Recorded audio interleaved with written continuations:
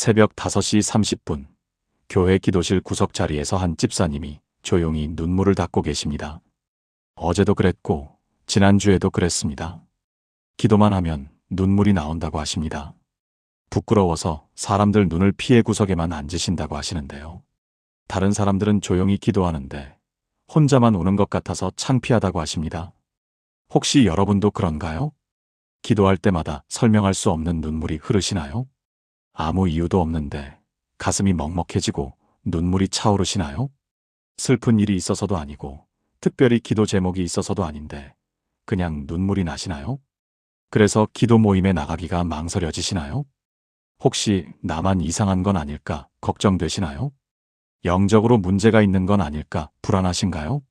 사랑하는 여러분, 오늘 제가 분명히 말씀드립니다. 그 눈물은 절대 부끄러운 것이 아닙니다. 오히려 그 눈물은 하나님께서 여러분과 깊은 대화를 시작하신 증거입니다. 그 눈물 속에는 하나님의 놀라운 10가지 메시지가 담겨 있습니다. 목회를 하면서 정말 많은 성도님들을 만나왔습니다. 그분들 중 상당수가 기도의 눈물 때문에 고민하고 계셨습니다. 목사님, 저 이상한가요? 기도만 하면 눈물이 나요. 다른 사람들은 조용히 기도하는데 저만 왜 이럴까요? 혹시 제가 영적으로 문제가 있는 건 아닐까요? 기도 모임에 가면 사람들이 이상하게 볼까봐 두려워요. 이런 질문들을 정말 셀 수 없이 많이 받았습니다. 그런데 성경을 깊이 연구하고 수많은 영적 경험들을 나누다 보니 깨달았습니다.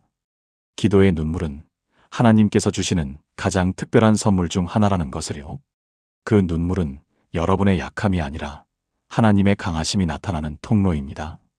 그 눈물은 영적으로 문제가 있다는 신호가 아니라 하나님과 깊이 교제하고 있다는 증거입니다. 오늘 이 시간 여러분의 그 눈물이 무엇을 의미하는지 10가지로 나눠보겠습니다. 이것을 아시고 나면 여러분은 더 이상 눈물을 부끄러워하지 않으실 것입니다. 오히려 그 눈물을 통해 하나님과 더 깊은 교제를 경험하시게 될 것입니다. 기도의 눈물이 얼마나 귀한 은혜인지 깨닫게 되실 것입니다. 준비되셨나요? 첫 번째, 성령님께서 여러분을 위로하고 계십니다. 여러분, 혹시 이런 경험 있으신가요? 특별히 슬픈 일도 없는데 기도하다가 갑자기 눈물이 나는 경험 말입니다. 아침에 일어나서는 멀쩡했는데 기도실에만 들어가면 눈물이 쏟아지는 경험이요.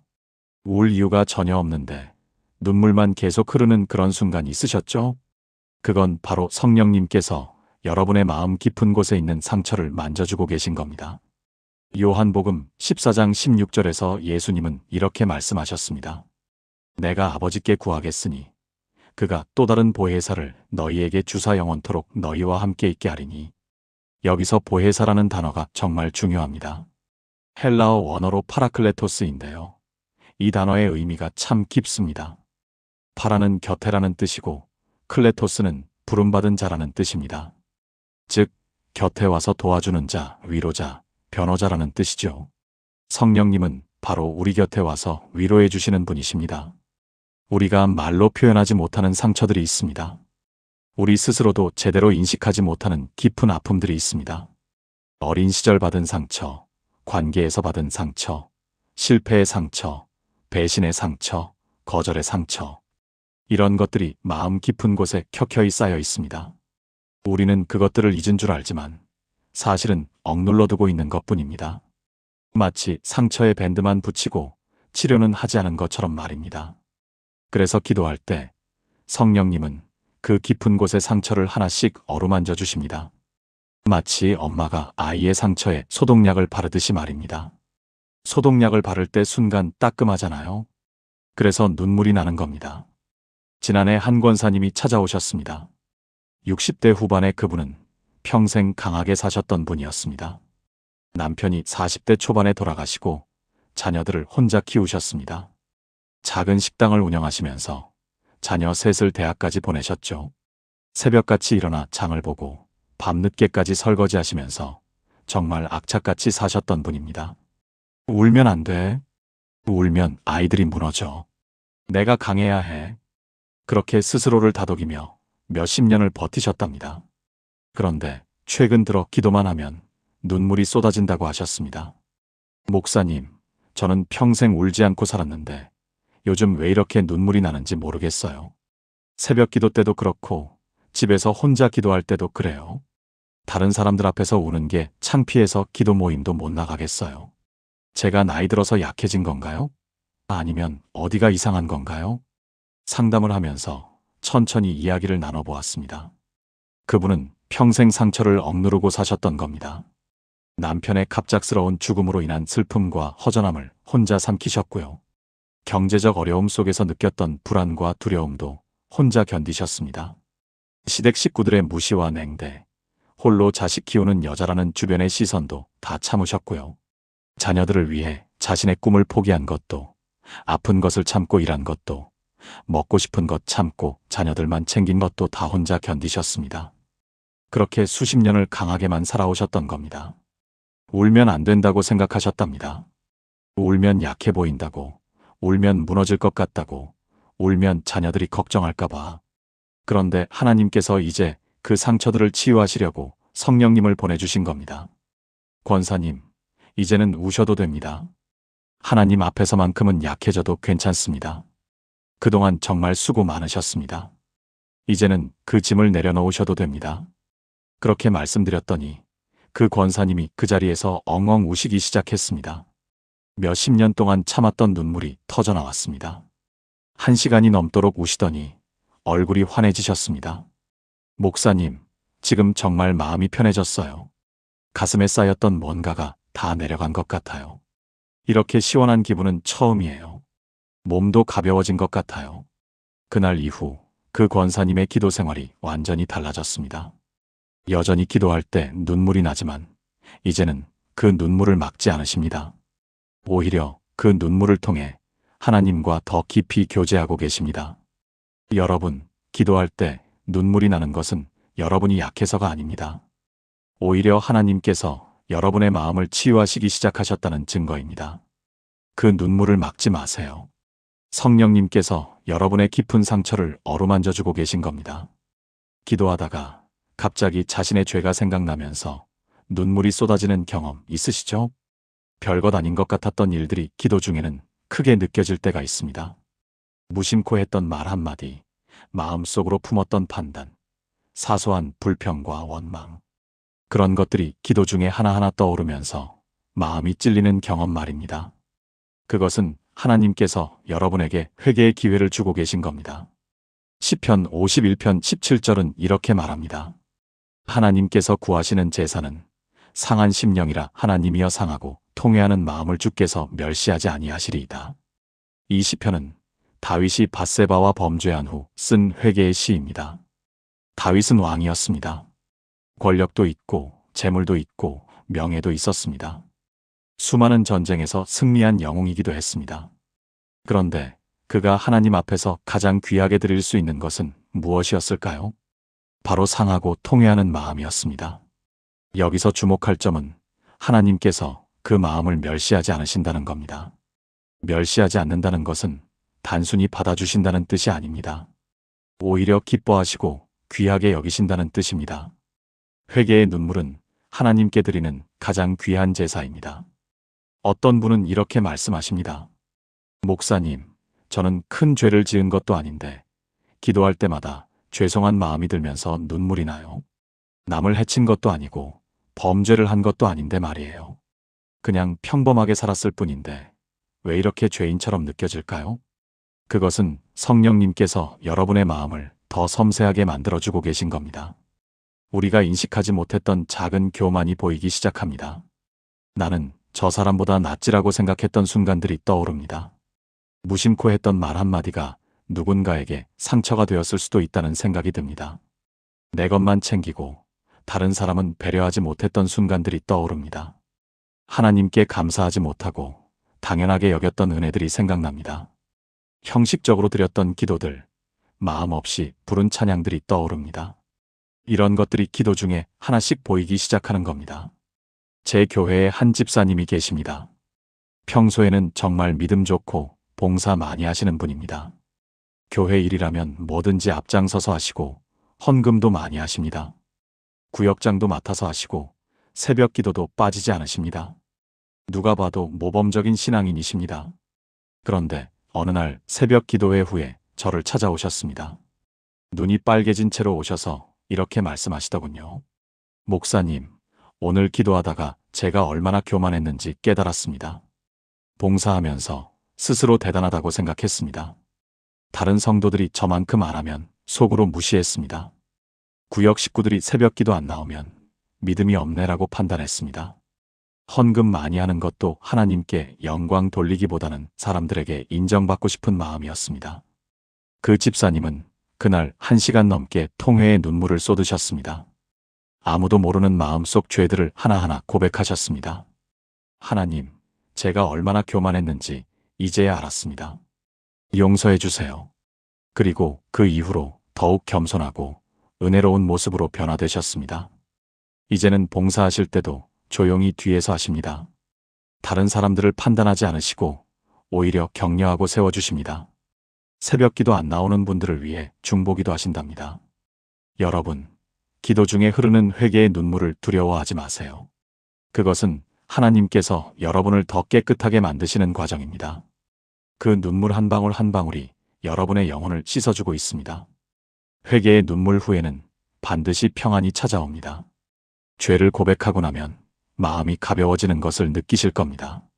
때로는 기도하다가 하나님의 은혜가 생각나면서 눈물이 나기도 합니다. 이것은 가장 아름다운 눈물입니다. 누가복음 7장에는 향유를 가지고 예수님께 나아온 여인의 이야기가 나옵니다. 그 여인은 동네에서 죄인으로 알려진 사람이었습니다. 사람들이 손가락질하는 그런 사람이었죠. 그런데 예수님이 바리새인 시몬의 집에 계시다는 소식을 듣고 찾아갔습니다. 값비싼 향유 담은 옥합을 가지고 예수님의 뒤로 가서 그 발 곁에 섰습니다. 그리고 울며 눈물로 그 발을 적시고 자기 머리털로 닦았습니다. 그 발에 입을 맞추고 향유를 부었습니다. 이것을 본 바리새인 시몬이 속으로 판단했습니다. 저 여자가 어떤 자인지 아시면 만지게 하지 않으실 텐데 이 사람이 정말 선지자인가? 그러자 예수님께서 시몬에게 비유로 말씀하시고 나서 이렇게 말씀하셨습니다. 그의 많은 죄가 사하여졌도다. 이는 그의 사랑함이 많음이라 사함을 받은 일이 적은 자는 적게 사랑하느니라. 그 여인의 눈물은 감사의 눈물이었습니다. 자신 같은 죄인을 용서해 주신 예수님께 대한 감격의 눈물이었습니다. 값비싼 향유를 아까워하지 않고 부은 것도, 사람들의 시선을 개의치 않고 눈물을 쏟은 것도 모두 감사 때문이었습니다. 여러분도 그런 경험 있으시죠? 과거를 돌아보면 정말 살아계신 하나님의 손길이 보입니다. 그때는 힘들었지만 지나고 보니 그 모든 것이 하나님의 인도하심이었습니다. 그때는 왜 이런 일이 생기나 원망했지만 지금 보니 그것이 축복의 통로였습니다. 실패라고 생각했던 일이 사실은 더 큰 성공을 위한 준비 과정이었습니다. 고통이라고 생각했던 순간이 사실은 성숙을 위한 훈련이었습니다. 그런 깨달음이 올 때 우리는 감사의 눈물을 흘리게 됩니다. 한 청년이 몇 년 전에 간증을 나누었습니다. 그 청년은 대학 입시에 실패했습니다. SKY 대학을 목표로 공부했는데 원하던 대학에 떨어지고 재수를 하게 되었습니다. 그때 정말 힘들었답니다. 친구들은 대학에 가서 즐거운 시간을 보내는데 자신만 학원에서 공부하는 것이 너무 괴로웠다고 합니다. SNS에 올라오는 친구들의 대학생활 사진을 볼 때마다 마음이 아팠답니다. 그때는 하나님을 원망하기도 했답니다. 하나님, 저는 교회도 열심히 다니고 기도도 했는데 왜 제 기도를 들어주지 않으세요? 친구들은 저보다 공부도 덜 했는데 합격했어요. 불공평합니다. 제가 뭘 잘못했길래 이렇게 벌을 주시는 겁니까? 그런데 재수 끝에 들어간 대학에서 인생의 멘토를 만나게 되었습니다. 그 멘토는 선교사로 아프리카에서 20년 동안 사역하신 분이었습니다. 대학 교수로 재직하시면서 학생들을 제자 삼으시는 분이었죠. 그분을 통해 선교에 대한 비전을 갖게 되었고 삶의 방향이 완전히 바뀌었습니다. 지금 그 청년은 선교사로 헌신하여 케냐에서 사역하고 있습니다. 그곳에서 고아원을 운영하며 150명의 아이들을 돌보고 있습니다. 그 청년이 한국에 왔을 때 교회에서 간증하면서 이렇게 말했습니다. 목사님, 그때 제가 원하던 대학에 갔다면 지금의 저는 없었을 겁니다. 그 학교에는 기독 동아리도 없었고 선교에 관심 있는 친구들도 없었어요. 세속적인 가치만 추구하는 분위기였어요. 하나님께서 저를 제대로 된 곳으로 인도하시려고 일부러 떨어뜨리신 거였어요. 그 1년의 재수 기간이 제 인생에서 가장 큰 축복이었습니다. 그 청년은 간증하면서 눈물을 흘렸습니다. 감사의 눈물이었습니다. 여러분, 기도 중에 흐르는 감사의 눈물은 축복입니다. 그것은 하나님의 은혜를 깊이 깨닫는 영혼의 반응입니다. 그 눈물을 통해 여러분은 더욱 감사한 사람으로 변화됩니다. 절박한 상황에서 드리는 기도에는 눈물이 따릅니다. 이것은 매우 귀한 눈물입니다. 히브리서 5장 7절은 예수님에 대해 이렇게 말합니다. 그는 육체에 계실 때에 자기를 죽음에서 능히 구원하실 이에게 심한 통곡과 눈물로 간구와 소원을 올렸고 그의 경건하심으로 말미암아 들으심을 얻었느니라. 예수님도 겟세마네 동산에서 땀이 핏방울같이 되도록 간절히 기도하셨습니다. 아버지여, 만일 아버지의 뜻이거든 이 잔을 내게서 옮기시옵소서. 그러나 내 원대로 마시옵고 아버지의 원대로 되기를 원하나이다. 예수님의 기도에는 땀과 눈물이 함께했습니다. 간구의 눈물은 하나님을 진심으로 의지하는 믿음의 표현입니다. 내 힘으로는 도저히 안 된다는 것을 인정하는 겸손의 표현입니다. 오직 하나님만이 이 문제를 해결하실 수 있다는 고백입니다. 어떤 집사님은 아들의 병 때문에 매일 눈물로 기도하셨습니다. 아들이 중학교 2학년 때 희귀병 진단을 받았습니다. 병명도 생소한 병이었고 의사는 치료가 매우 어렵다고 했습니다. 이 병은 아직 완치 사례가 많지 않습니다. 최선을 다하겠지만 장담할 수는 없습니다. 그 어머니는 매일 새벽마다 교회에 나와 통곡하며 기도하셨습니다. 기도실 구석에서 몇 시간씩 울면서 기도하셨습니다. 하나님, 제 아들을 살려주세요. 제가 무엇을 드려야 합니까? 제 목숨을 가져가시더라도 제 아들만은 살려주세요. 이 아이가 아직 어립니다. 꿈도 많습니다. 제발 기회를 주세요. 눈물이 마를 날이 없었습니다. 밥도 제대로 못 드시고 잠도 못 주무시고 오직 기도만 하셨습니다. 손수건이 늘 젖어 있었고 눈이 항상 빨개져 있었습니다. 다른 성도들도 함께 기도해 주셨지만 그 어머니의 기도는 특별했습니다. 마치 생명이 걸린 것처럼, 아니 실제로 아들의 생명이 걸려 있었기에 더욱 간절했습니다. 그렇게 6개월을 기도하셨습니다. 그런데 놀라운 일이 일어났습니다. 병원에서 정밀 검사를 다시 했더니 병의 징후가 현저히 감소한 겁니다. 의사들이 모여서 회의를 했습니다. 이상하다. 분명 검사 결과가 확실했는데. 이런 경우는 의학적으로 설명하기 어렵습니다. 의료진도 놀라워하는 결과였습니다. 그 어머니는 기쁨의 눈물을 쏟으셨습니다. 하나님 감사합니다. 제 기도를 들어주셨습니다. 그리고 지금도 그때 일을 이야기하면 눈물을 흘리십니다. 목사님, 그 눈물의 기도가 하늘을 움직였습니다. 제가 포기하지 않고 계속 울며 기도한 것을 하나님께서 들어주셨습니다. 여러분, 지금 절박한 상황에 계신가요? 눈물로 간구하는 것을 부끄러워하지 마세요. 하나님은 그 간절한 기도를 들으십니다. 시편 56편 8절은 이렇게 말합니다. 주께서 나의 유리함을 세셨으니 나의 눈물을 주의 병에 담으소서. 이것이 주의 책에 기록되지 아니하였나이까. 하나님은 여러분의 눈물 한 방울도 놓치지 않으십니다. 모두 병에 담아두고 계십니다. 그 눈물이 결코 헛되지 않습니다. 때로는 설명할 수 없는 눈물이 흐를 때가 있습니다. 슬픈 것도 아니고 감사한 것도 아니고 회개할 것도 없고 간구할 것도 없는데 눈물이 나는 경험 말입니다. 그냥 하나님 앞에 있는 것만으로도 눈물이 흐르는 그런 순간이요. 이것은 가장 신비로운 영적 체험입니다. 로마서 8장 26절을 보면 이런 말씀이 있습니다. 이와 같이 성령도 우리의 연약함을 도우시나니 우리는 마땅히 기도할 바를 알지 못하나 오직 성령이 말할 수 없는 탄식으로 우리를 위하여 친히 간구하시느니라. 말할 수 없는 탄식이라는 표현이 참 중요합니다. 때로 우리는 말로 표현할 수 없는 깊은 차원에서 하나님과 교제합니다. 그 순간 흐르는 눈물은 영원히 하나님과 교감하는 신비로운 반응입니다. 말이 필요 없는 깊은 소통이 일어나는 겁니다. 한 전도사님이 몇 년 전에 기도원에서 3일 금식 기도를 하셨습니다. 특별한 기도 제목이 있어서가 아니라 그냥 하나님과 시간을 보내고 싶어서였습니다. 사역이 바빠서 하나님과 깊이 교제하지 못했던 것이 늘 마음에 걸렸답니다. 설교 준비하고 신방하고 행정 업무 처리하고 하나님과의 시간은 점점 줄어들고 있었습니다. 그래서 시간을 내어 기도원에 들어가셨습니다. 첫째 날은 그냥 평범했답니다. 회개 기도도 하고 감사 기도도 하고 간구 기도도 했습니다. 교회를 위해서도 기도하고 성도들을 위해서도 기도했습니다. 둘째 날 밤 기도하던 중에 갑자기 눈물이 쏟아지기 시작했습니다. 슬프지도 않고 기쁘지도 않았는데 눈물만 계속 흘렀습니다. 1시간, 2시간 눈물이 멈추지 않았습니다. 그런데 신기하게도 마음이 평안했답니다.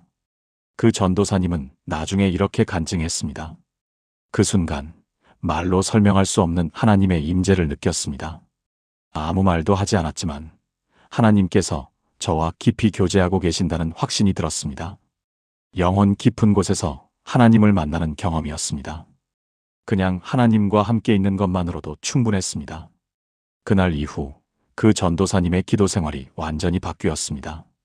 기도가 단순히 무엇을 구하는 것이 아니라 하나님과 교제하는 시간이라는 것을 깨달으신 겁니다. 기도 제목이 없어도 하나님 앞에 나아가는 것이 얼마나 귀한지 아시게 되었습니다. 여러분, 기도할 때 설명할 수 없는 눈물이 나신다면 그것은 축복입니다. 그것은 하나님께서 여러분과 깊은 차원에서 만나고 계신다는 증거입니다. 그 순간을 소중히 여기세요. 말로 다 표현할 수 없는 은혜가 그 안에 담겨 있습니다. 기도 중에 갑자기 하나님의 사랑이 실감나면서 눈물이 쏟아질 때가 있습니다. 이것은 정말 특별한 은혜입니다. 요한일서 4장 19절은 이렇게 말합니다. 우리가 사랑함은 그가 먼저 우리를 사랑하셨음이라. 하나님의 사랑은 조건이 없습니다. 우리가 잘해서, 착해서, 믿음이 좋아서 사랑하시는 게 아닙니다. 우리가 죄인일 때, 우리가 하나님을 모를 때, 우리가 하나님을 거역할 때도 사랑하셨습니다. 그냥 우리가 그분의 자녀이기 때문에 사랑하십니다. 존재 자체로 사랑받는다는 것, 이것이 복음의 핵심입니다. 이 진리가 마음에 실감날 때 우리는 눈물을 흘리게 됩니다.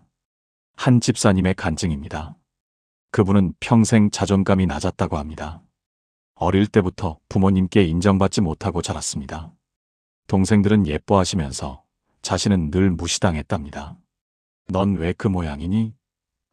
넌 왜 동생만 못하니? 넌 대체 뭘 해도 안 돼? 이런 말을 평생 들으며 자랐답니다. 학교에서도 친구들에게 무시당했습니다. 공부도 못하고 운동도 못하고 외모도 평범해서 늘 구석에서 혼자 지냈답니다.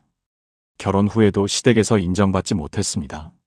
시어머니는 며느리 셋 중에 자신을 가장 못마땅해 하셨답니다.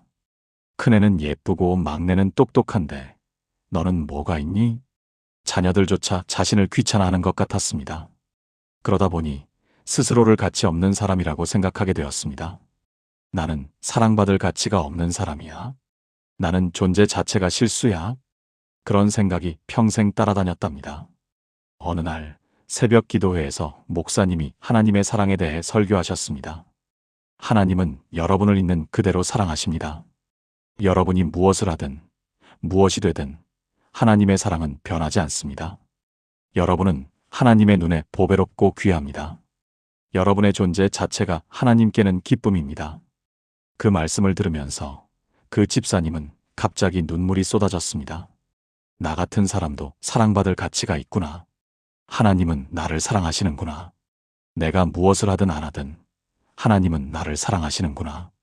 그날 그분은 한참을 울었답니다. 평생 들어보지 못한 사랑의 고백을 하나님께 들은 것 같았답니다. 그날 이후 그분의 삶이 변화되기 시작했습니다. 자신을 사랑하게 되고 다른 사람들도 사랑할 수 있게 되었습니다. 더 이상 사람들의 인정을 구하지 않게 되었습니다. 하나님께 인정받은 사람이라는 확신이 생겼기 때문입니다. 여러분, 기도 중에 하나님의 사랑이 실감나면서 눈물이 난다면 감사하세요. 그것은 하나님께서 여러분의 마음 깊은 곳에 사랑을 부어주고 계신 겁니다. 그 사랑을 받으세요. 시편 42편 1절은 이렇게 시작합니다. 하나님이여, 사슴이 시냇물을 찾기에 갈급함같이 내 영혼이 주를 찾기에 갈급하니이다. 사슴이 물을 찾는 모습을 생각해 보세요. 목이 타서 헐떡이며 물을 찾는 사슴의 모습 말입니다. 생명이 걸린 문제이기에 필사적으로 물을 찾습니다. 우리 영혼도 그렇게 하나님을 갈급해 할 때가 있습니다. 영혼이 하나님을 갈급해 할 때 그 갈급함은 눈물로 표현됩니다. 이것은 매우 건강한 영적 신호입니다. 세상의 것들로는 채워지지 않는 영혼의 목마름을 느끼는 것은 축복입니다. 한 청년이 세상적으로는 성공한 삶을 살고 있었습니다. 서울대를 나와 삼성전자에 취직했습니다. 연봉도 높고 직급도 빠르게 올라가고 동기들 중에서도 인정받는 직원이었습니다. 30대 초반에 이미 과장까지 승진했습니다. 좋은 아파트에 살고 좋은 차를 타고 해외여행도 자주 다녔습니다. 그런데 이상하게 마음이 공허했습니다. 무언가 채워지지 않는 갈증이 있었습니다. 돈을 벌어도 승진을 해도 좋은 차를 사도 채워지지 않았습니다.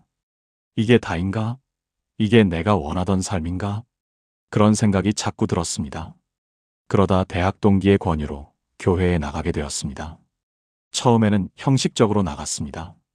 그냥 친구가 하도 권하니까 한번 가보자는 마음이었습니다. 그런데 어느 날 예배 중에 갑자기 눈물이 쏟아졌습니다.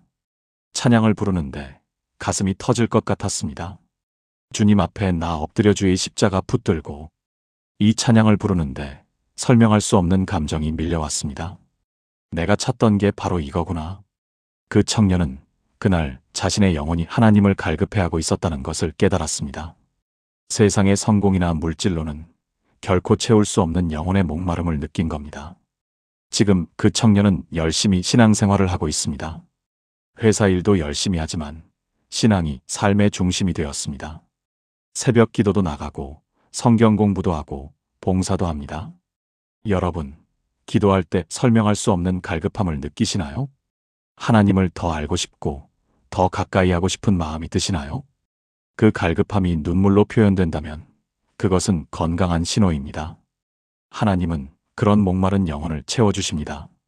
다른 사람을 위해 기도할 때 눈물이 나는 경험 있으시죠?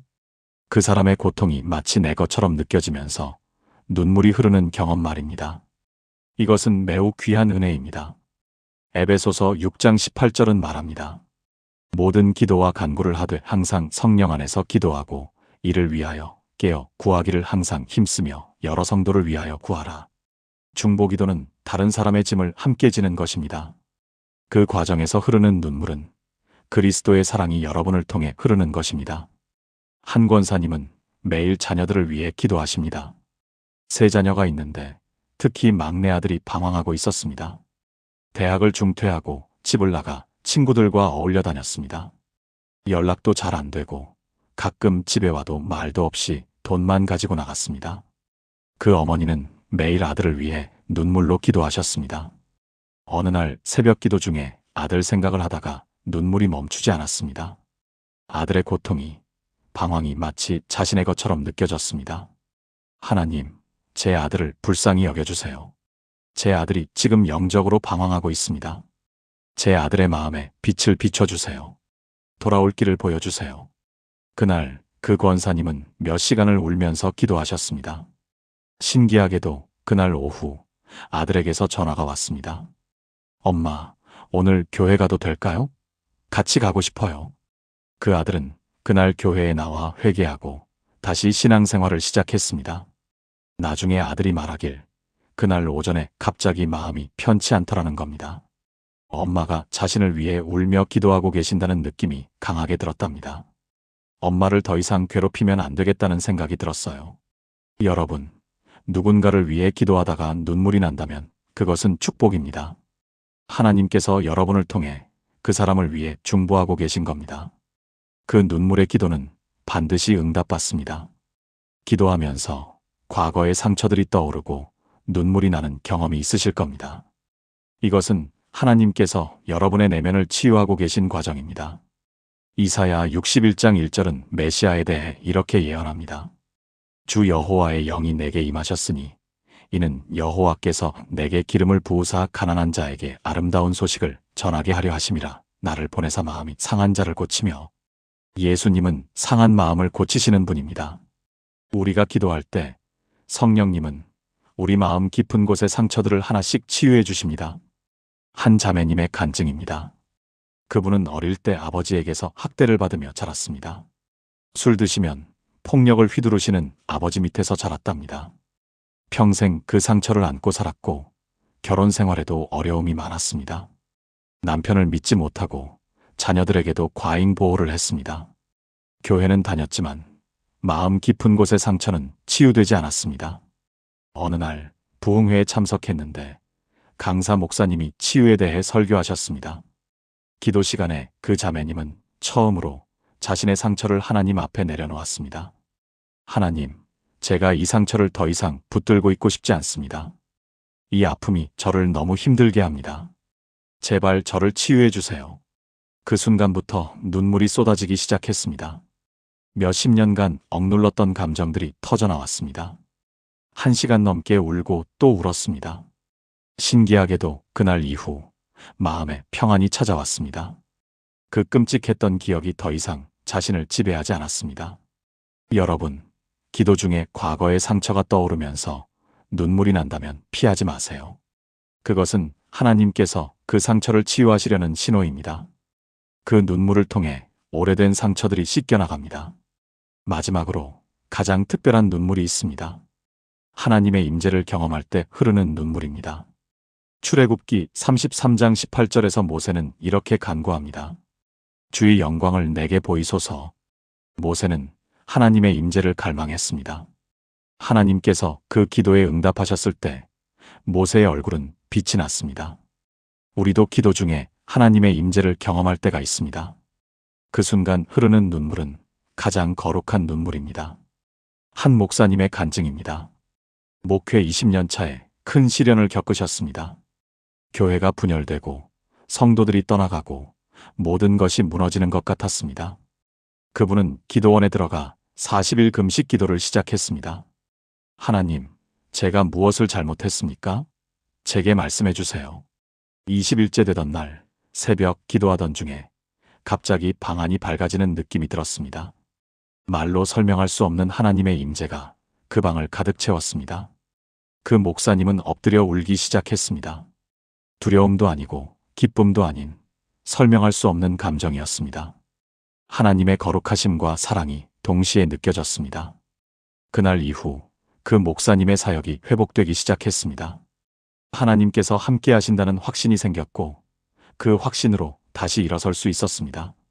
여러분, 기도할 때 특별한 하나님의 임재를 느끼면서 눈물이 난다면 그것은 최고의 축복입니다.